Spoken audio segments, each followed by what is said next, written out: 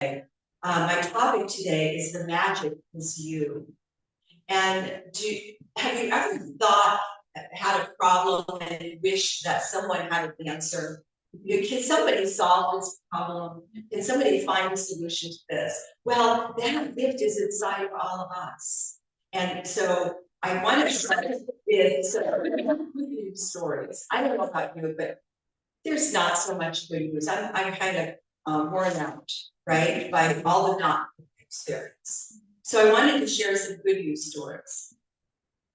In Istanbul, Turkey, a company developed a vending machine that dispenses dog food for stray animals.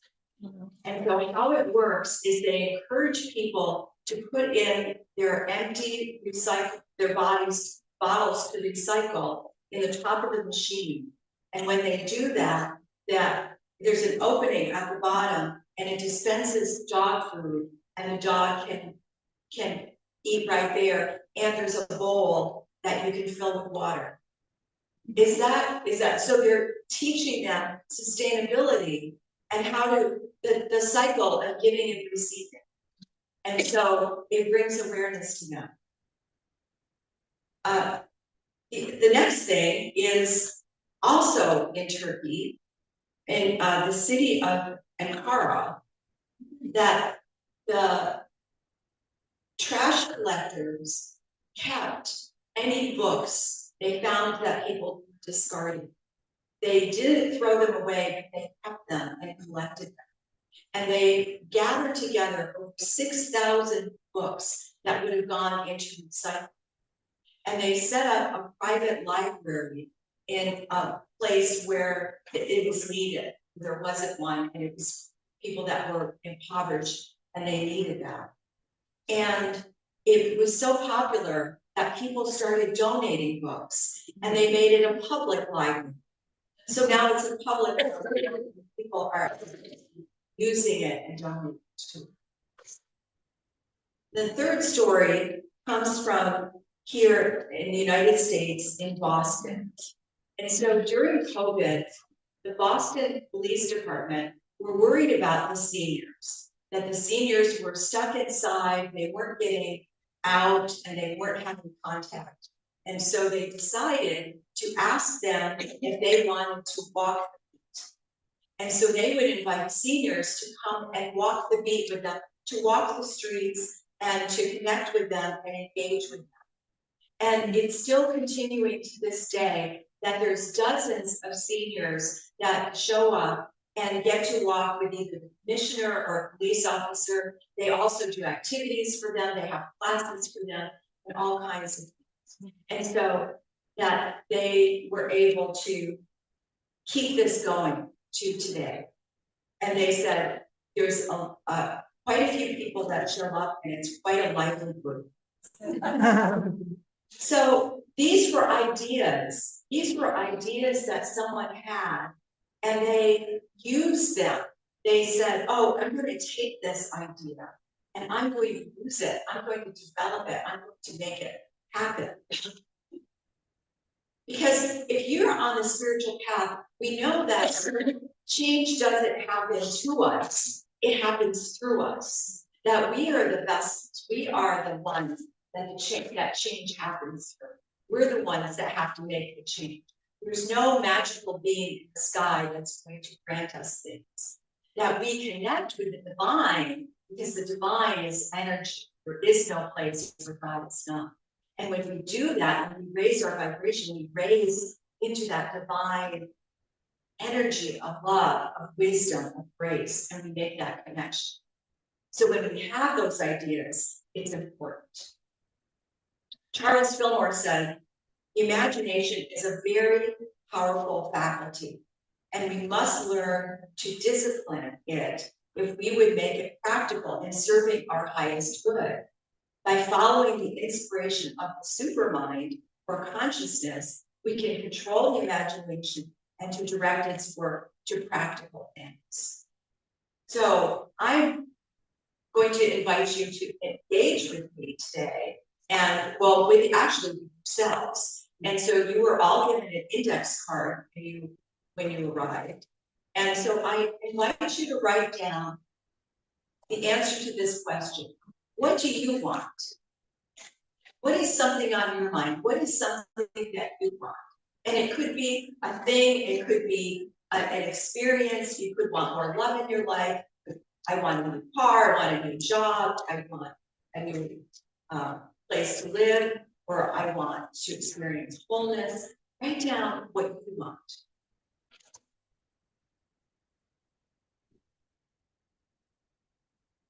And those of you at home, I invite you to get out a pen and paper and write that down. What do you want? And just one or two quick things, because you're going to use this during the whole service. We're going to continue with this.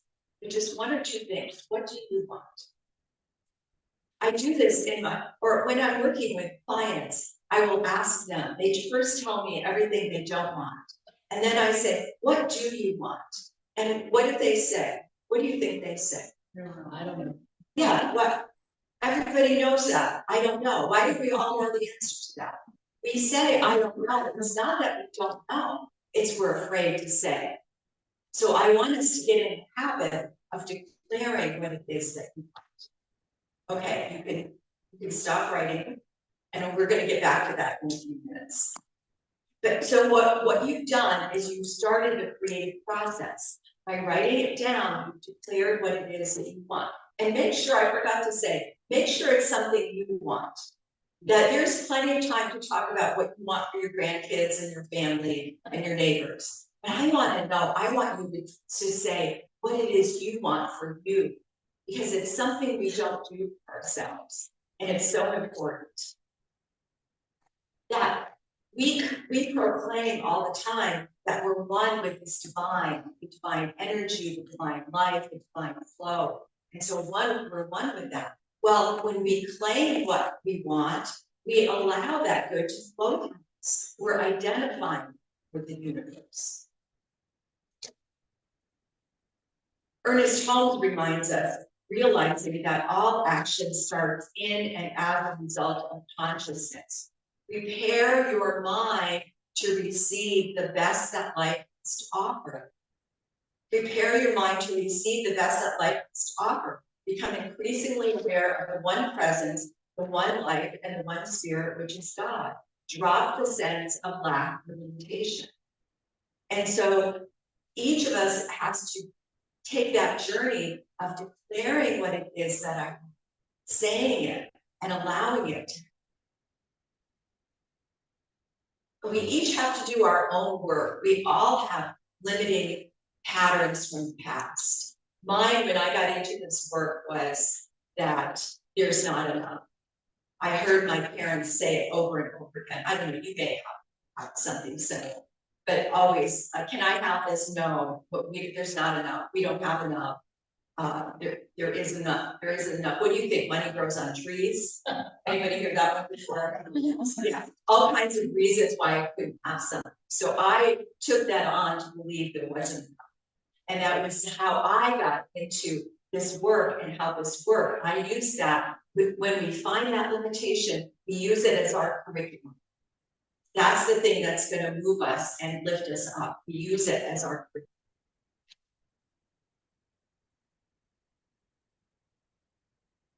And as we write down what we want, I invite you to not judge it. Don't judge it, don't evaluate it, but just declare it. Emmett Fox was a New Thought teacher and writer, and he was a contemporary of Ernest Holmes. And he coined the term mental equivalent. Have you heard that before? I know it's such a mental equivalent. He was an engineer, and he said engineers constantly have to work out the equivalent of energy so that whatever they're doing, they can measure that. What is the amount of energy I need for this particular task? So as he was doing that, he had an aha. Well, it works in the realm of science and physics. It also works on the spiritual realm.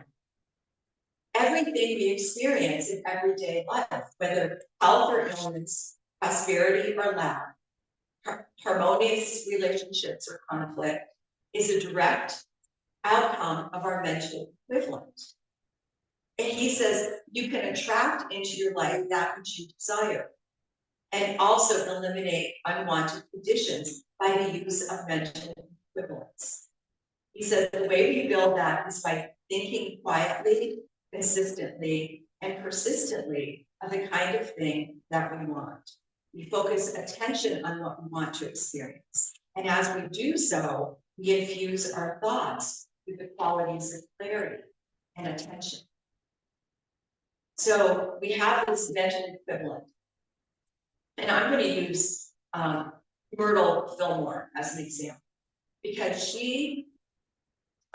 Myrtle and Charles Fillmore were the founders of Unity. And for those of you that might be new to the story, but Myrtle was very sick with tuberculosis. This was in the late 1880s.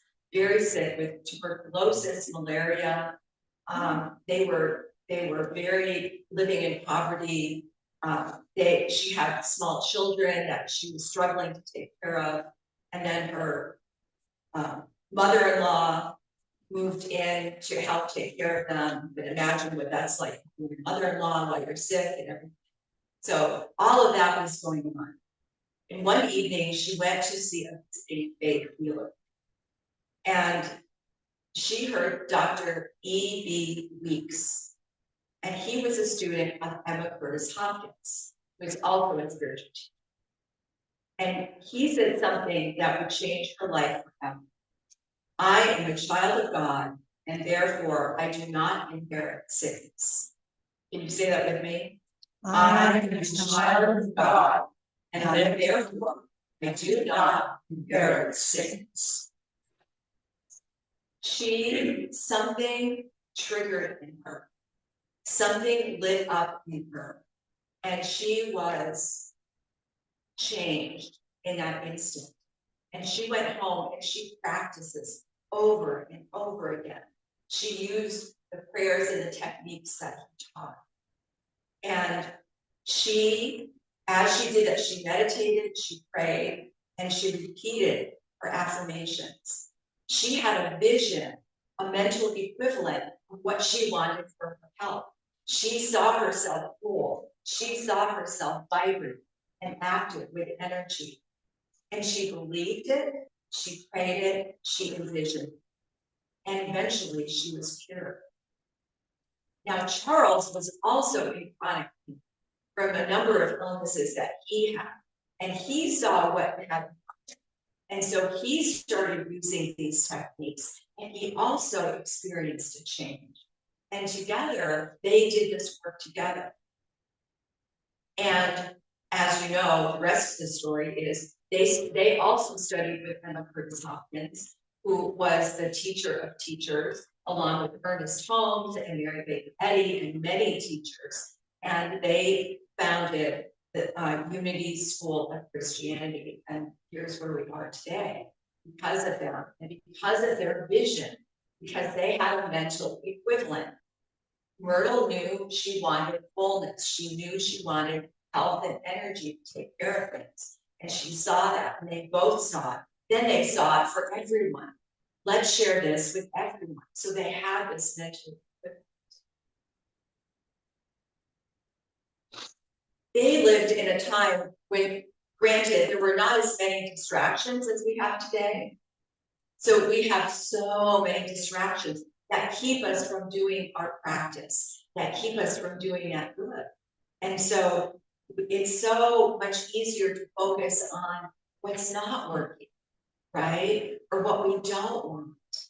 But we use our discipline, use our practice to do this for ourselves, to practice this for ourselves. And I shared a couple of months ago how I envisioned home and my practice, how it came into fruition. Well, I remembered another demonstration. So I was at a church in San Diego, a large church in San Diego, as I mentioned. I was working part-time on staff, and every Sunday there was a woman that would get up, Linda, remember her name. Linda would get up and she would do the announcements. And I just did, Linda, I'm gonna tell you why. I just did not like her. She pushed my buttons. I thought she was a little full of herself, and she just bugged me. One day in Science of Mind class, we started talking about judgment, and I thought, what is my judgment that I have of Linda? What is it? And I was shocked. I didn't like Linda because I couldn't do what she did. She would get up on Sunday and she was funny and entertaining, and I was so afraid of everything. I was so shy and so afraid of, I could never do what she did. And I kind of was jealous. I was jealous of her, and I thought she was full of herself because I wanted to be that, but I couldn't do that. There's no way I could do that. And so I decided that I was going to change, that I wasn't going to be against her anymore, but that I was going to shift my energy. And so shortly after, someone approached me and asked me to volunteer at Children's Church. And I reluctantly agreed, because what was I going to do? I was afraid of children. And how was I going to talk to them? And so I kind of sat in the corner for a while, and then I started getting panicked and started talking to them. And pretty soon, and as everyone that's ever been in church knows, before long, you're the director, right? So in a short time, I became director of Children's Church. So I started to love it. And then I saw this woman teach storytelling. And I thought, what a cool thing to do with children is to teach them through story. So I took classes on it and I became a storyteller. And then I marketed myself and I went out to the community and went to children's birthday parties and told stories about the little boy. Let me see if I remember his name. It was a long, long time ago in Japan. There was a little boy, that this family had 2 children. And the second children was named Chang. First child was named Tiki Tiki Tempo, No Sa Rempo, Cherry Berry Gucci, Hip Berry Tempo, which was the most wonderful. So I loved doing that. So I did that. Then my boyfriend at the time had written a book, and it was about a communication tool for teachers. And he said, would you create and facilitate a workshop? So I started doing that. So in that one moment, when I identified my jealousy was really what I wanted was to speak. I wanted to communicate, because I wanted to be brave. What I wanted, it changed my life. And back then, I didn't have a plan. I didn't have I didn't know what I wanted to do. You know, all spirit kind of guided me from one thing to the next to the next. I was invited, years later, I was invited to go to Brazil and teach classes, Science of Mind classes in Brazil. And now I get to go teach retreats. I do women's retreats and retreats for churches around the country, and to speak as a minister. So I knew that I wanted to do that. I didn't know how it was going to happen. That in me was a mental equivalent. And so that's what we want to notice. And here's what Emma Curtis Hopkins says. She says, you will notice the instant you acknowledge that there is good for you, which you ought to have, is this thing that you want, the thought arises within your mind that you do not have the good that belongs to you. Right? The minute we say, oh, there's my good that I want, the ego mind says, oh, but I don't, that's okay. We keep doing our work. We keep doing our work. So write on your card just this question. Don't answer it, just write the question. What is holding me back? What is holding me back? Nothing.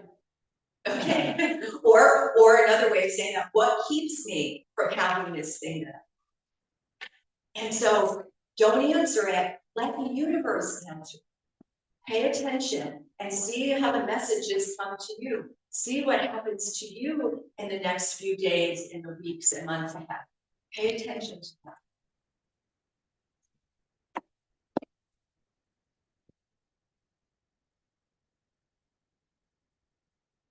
So, oh, and then the next thing to write on your card, I did this, right? Here's the next thing, then the next thing to write is, I am willing. The next thing to write, I am willing. I am willing. And don't answer that one, but when you go home today, what are you willing? What are you willing to receive? What are you willing to do? What are you willing to change? Allow that to be with you and see how that changes for you. Emmett Fox says, if we're not demonstrating what we're visualizing, there's some kind of belief or something blocking the flow. And the way to get past that is to just discover and notice it. And then pay attention to the limitation, acknowledge them, thank them for being there, and release them. Just thank them and release them. And what that taught me is that experience, every time I noticed that I felt a little distance from someone or a little jealous or something, I would go within and ask, what's going on? And I would soon get a message of what that was, and I could release that limitation and let it go. Okay, last writing assignment. Write down these 7 words: accept, allow, receive. Accept, allow, receive. And this is how we begin to receive. We accept the idea, that idea that you have, that's the inspiration of your heart. Just like whoever developed a vending machine for the dog, is that not brilliant? Mm-hmm. To do recycling and feeding stray dogs at the same time, that's brilliant. They had a thought, it was a spark, it was this little idea, and they allowed it to be that inspiration from the heart. So we accept our ideas and we allow that inspiration. Then allow. You don't have to do anything but pay attention. Allow that idea to take form. Allow the universal presence to move through you. Be open and receptive. And receive. One of the hardest things we have is to receive, right? We don't easily receive. Receive when someone offers you a compliment, a cookie, a coffee date. Receive it. Good work. Receive it and say thank you. That practicing those things help us to receive. I notice so many times we limit ourselves. Oh no, I can't take that. I can't take that. If it's offered, receive it. It's the universe gifting. And as we practice to receive more and more. Our work is to build on the thought we want, to create a picture, to imagine what we want to receive.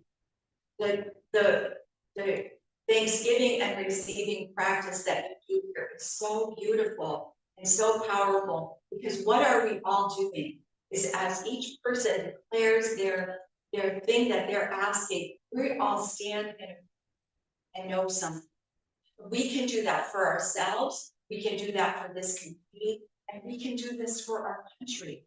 We can have a new thought of people working together, of people waking up, of people sharing love, of all the good things. There are so many people doing good things in the world.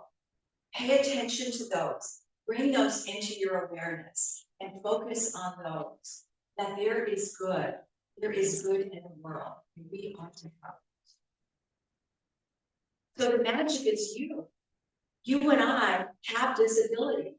Our teachers, Ernest and Myrtle and Charles and Emma, they found this and they passed it down through the generation. This is why we have this, knowing that we are one, knowing that there is no separation and that we can have it. So we're going to do a closing prayer together. Repeat after me. There is only one life. There is only one God. This life is good.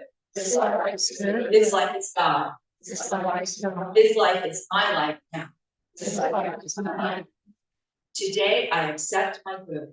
Today I accept my good. I allow my divine inheritance into my life. I allow my divine inheritance into my life. I gratefully receive all spirit has in store for me. I gratefully receive all spirit has in store for me. Now, thank you. I am grateful for God's unlimited joy in my life. I am grateful for God's unlimited joy in my life. Now, and so it is. So it is. So go out today and enjoy the magical outpouring of you as joy is love. Thank you.